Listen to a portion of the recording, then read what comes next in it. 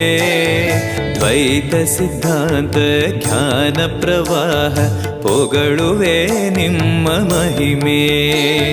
ತಿರುಪತಿ ವಾಸನ ವೆಂಕಟರಮಣನ ಅನುಗ್ರಹ ಪಡೆದ ಗುರುವೇ. ದ್ವೈತ ಸಿದ್ಧಾಂತ ಜ್ಞಾನ ಪ್ರವಾಹ ಪೊಗಳುವೆ ನಿಮ್ಮ ಮಹಿಮೆ.